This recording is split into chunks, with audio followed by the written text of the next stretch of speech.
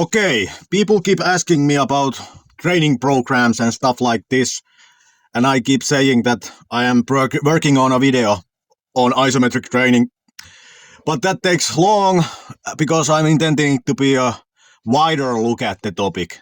But to give now some type of answers to these questions of reps and sets and stuff like that, let me do now a narrow look on isometric training and in general hand training programs, like when you are training some stuff which is below the elbow, all right? So first of all, in this narrow look, which we now start, terminology. Overcoming isometrics, meaning you are doing immovable objects, cannot lift it, no matter how much you try. And this I categorize under two methods, blind method and scale method. And then yielding isometrics with weights, usually, meaning the thing can lift up, unlike in this overcoming isometrics. And I categorize this into three methods, hold method, reps method, and ballistic intent method, all right? So first of all, the overcoming isometrics, blind method. With the blind method, I mean that you don't have any idea how much force you are producing. You have just have something which cannot move, like these pins here, and you are just pushing against it. I call it a blind method because you have no idea how much force you are producing, nor did you get better from the last time, you know? But then the scale method, by this I mean these type of things where you are using this thing where you can actually see how much you produced force, or something like this where you have a hanging scale here, and you can read from that scale how much force you actually produced, you know? So I call this scale method, you know, doing overcoming isometrics, all right? Then yielding isometrics.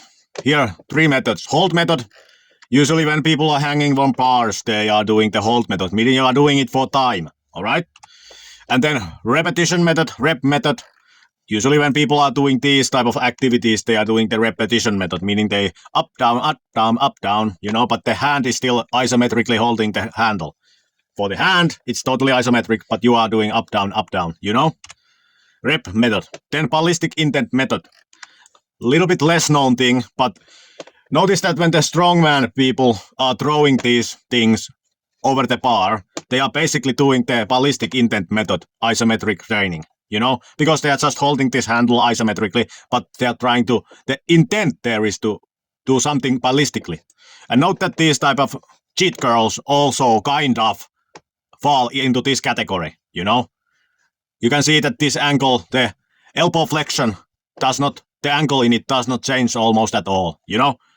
We can look at the video example of this activity so that you can see for yourself from video that it's actually looks pretty much totally isometric movement. Like here, if you look at these repetitions Levan does look at the angle he has for the elbow flexion. This angle stays almost identical for the entire movement. Look at it.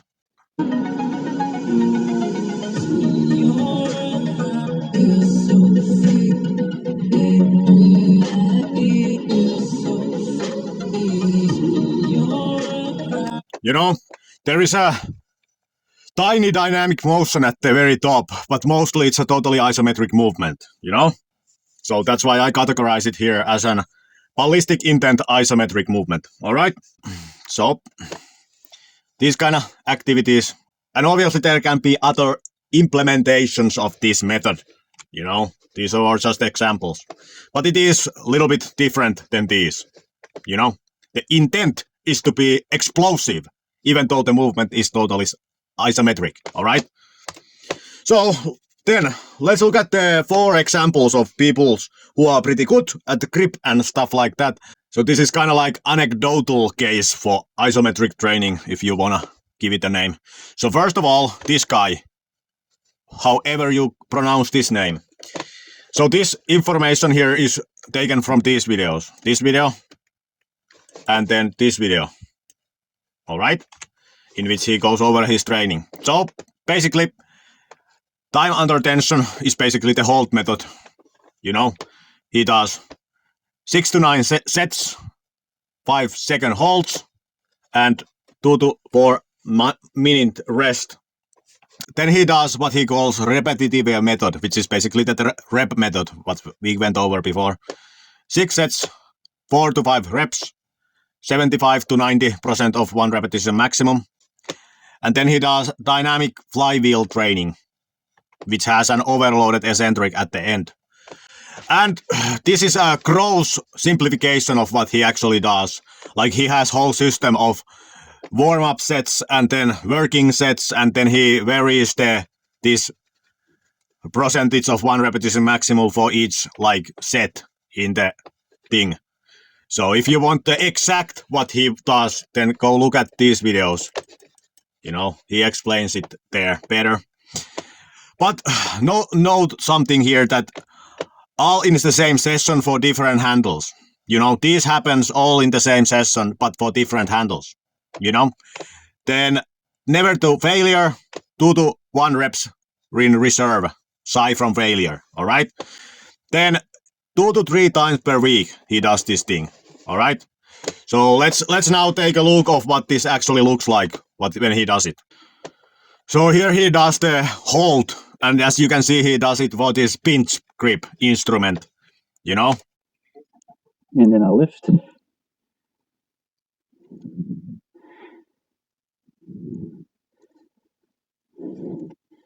10 seconds. So basically just holding it for time. And then he does the repetition method for this rolling thunder, as you can see in this.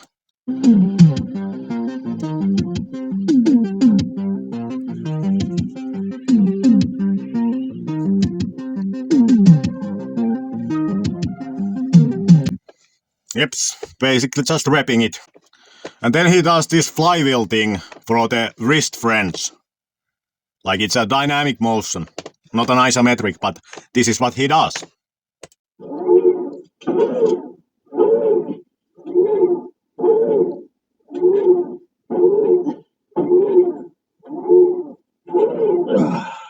All right.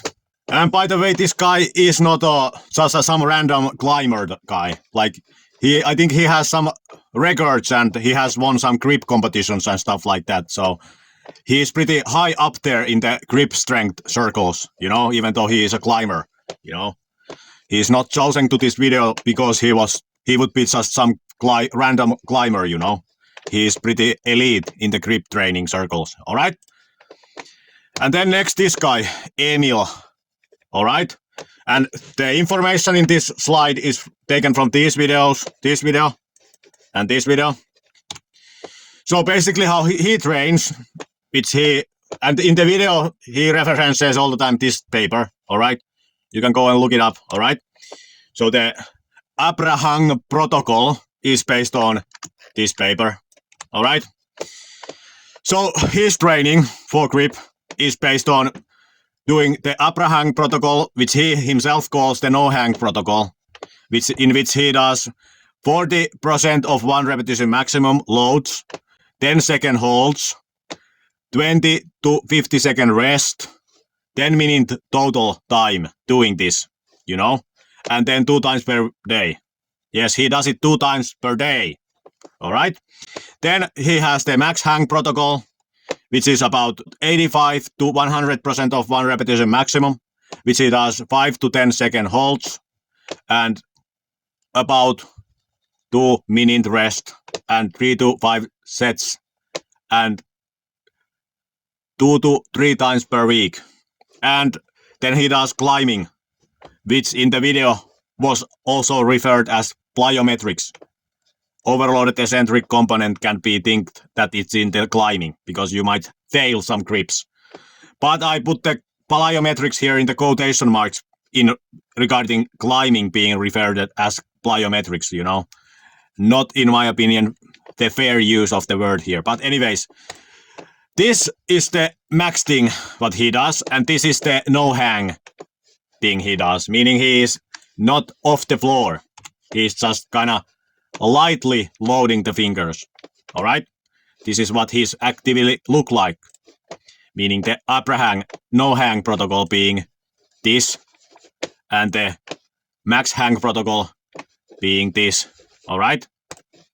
So that's what he does. And also, when he does this, he changes quite like this grip, he takes different grips to give it variations to the exercise, you know.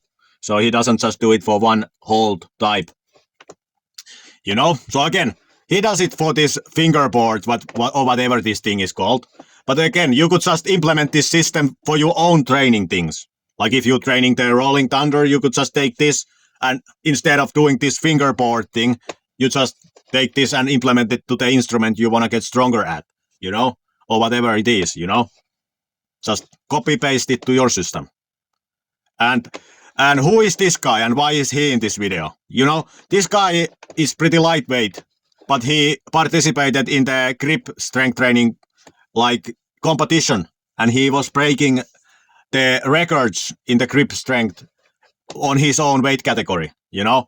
So he could be considered elite in the grip strength, you know. And he was also doing those Thomas inch dumbbells, which were quite big. Like, I don't remember exactly how it went, but he got like over 70 kilo Thomas inch dumbbells were picking up the floor with his body weight. Anyways, moving on. Then, Devon Larratt, you know, from this video, information here is, so what Devon usually does is 90% of one repetition maximum weights, one lift per exercise every 20 to 40 minutes, you know, and he does, in another video, he mentioned that he does about 17 sets per day per exercise, you know, and on top of it, he does arm wrestling practice with the human partner, you know, in arm wrestling called table time. But for those who don't follow arm wrestling, this is also what he does on top of it. All right. So again, you could just copy this system and do it yourself for whatever instrument you want to train. And then Vitaly Laletin, like Vitaly Laletin trains with this, and he has, I don't know, is it a world record on this instrument or what it is, but some type of record he has. So his grip strength could be considered pretty elite, and that's why he is in this video. So in this video, which is in Larry Weir's channel, Laletin told what his training program is, and what he does is overcoming isometric with a scale method with dynamometer, which is this instrument, you know, and he does 10 constructions, meaning that he just tries to, like, think about you trying to get a high number in this thing, you know, those are the constructions he does, you know. He doesn't just squeeze it for time, you know. He just tries to get a high number and then looks what he got, and tries to get a high number and looks what he got. These are what I call here constructions, all right? And once per week is what he does. And let's think about this for a second, this thing, this overcoming isometric thing with the scale, all right? Here are a couple of ideas. Like, you could just use this loading pin system and put this whole thing on a scale so that the weights on this are more than what you can actually lift. And then when you are pulling from the handle, you can look from this screen, you know, that how much did the number here decrease. And then you can figure out how much force you were applying to this handle, you know.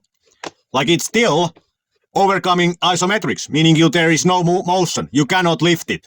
But you can get quantitative data from this, how much you are lifting it, you know? Because, like, not everybody wants to train this grip, you know? You might want to use the scale method for some other handle, for example, like this stick handle, you know? Like what Laletin is doing is only useful if you want to train this grip, you know? But if you want to train the rolling thunder grip or some whatever wrist friends or those arm wrestling handles, you know, then you might want to consider something like this, you know, then you can actually have a different handle on it. But let's consider also something, that this instrument, what Laletin is using, is basically a hanging scale inside of a frame, you know. This instrument here, this unit is a hanging scale. Like, you can buy this same thing as a hanging scale, you know, and it has just been put inside of this frame, all right? So what you could do is, if you don't want to train this exact grip thing, but for example, this or whatever else the instrument, you know, you could just buy this hanging scale and attach the other hook to something which doesn't move, and then attach this hook to this handle, and then just pull on it, you know? Then you could do the same thing Ballistic is doing, but for a different handle. And note that there are many types of these hanging scales. Like, this thing also has the peak force, which could tell the same thing this is telling. Alright? So you could just use this if you already have this, and just pull against it, and look at the peak force, what you were doing. And then you are doing the overcoming isometric with the scale method. You get quantitative data, or are you getting stronger or not, and how much force you were producing, you know? And note that the Rhino Masses also uses this method for the fingers, you know? So, and overcoming isometric is pretty well-known isometric training method. And it's considered something to be very useful when building maximal strength, alright? So these were anecdotal case for isometric training. And when I get the video done on the wide look at the isometric training, then we return to the topic. But for those who want quick program or things to look at, this video is for those people, and you can look more into these training programs for copying and looking into what these people are doing, you know? And if I add my own evaluation on who might have the best program, I think this guy is onto something, and I think Ballistic is onto something, you know? And also, you might want to consider the ballistic intent method, you know, in you yielding isometrics, you know?